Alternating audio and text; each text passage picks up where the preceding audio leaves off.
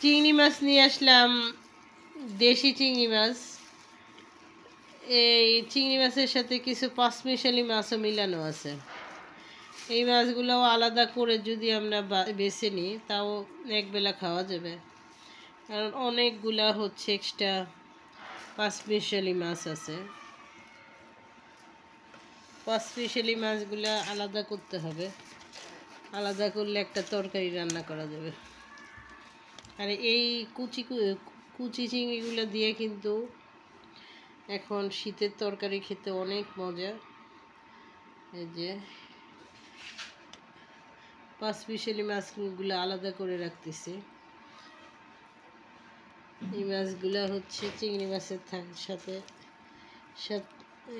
থেকে আলাদা করতেছি। চিংড়ি মাছগুলো ভালোই কিনেছি, দেশি চিংড়ি, একদম দেশি বিলের চিংড়িগুলো। মাছটা অন্যরকম, দেশি চিংড়ি মাছ দেখলেই বোঝা যায়। পেট ভরা ডিম, মাছটার পেট ভরা ডিম, কালো বুতুমো টাইপের দেখতে অনেকটা।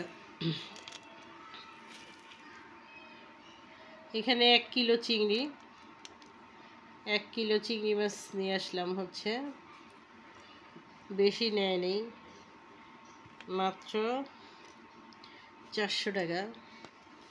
এই চিংড়ি আসলে 400 টাকায় পাওয়া যায় না,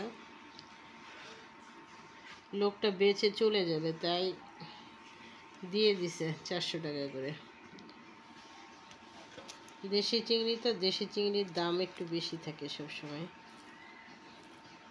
মনে হয় মাছটা কিনে জিতেছি, কারণ এগুলা বাজার তো করি, জানি আসলে এগুলো রেট কেমন, আসলে কেজি কত করে।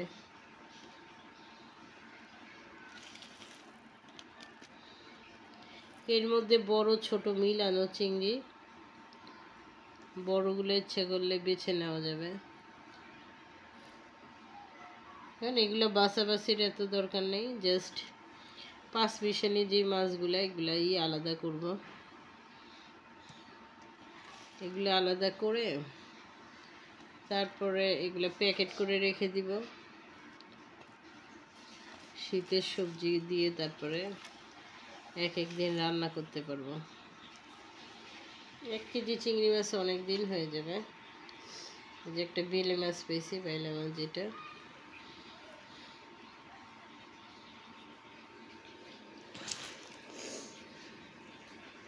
এই চিংড়িটা অনেক সুন্দর, বড় আছে। এই টাইপের চিংড়িগুলো সব হইলে আবার 1000 টাকা কেজি হইতো, এগুলোর দাম আবার বেশি একটু। ছোট দেখে দিয়ে দিছে, তাও এত ছোট এই চিংড়ি এই দামে পাওয়া যায় না। জিতেছি ভালোই, প্রফিট ভালোই হয়েছে।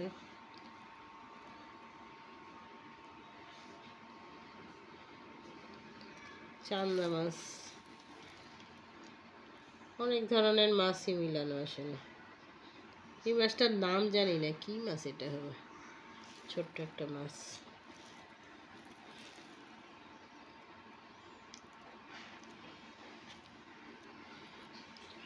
কতগুলো এই টাইপের চিংড়ি আছে কালে বলো।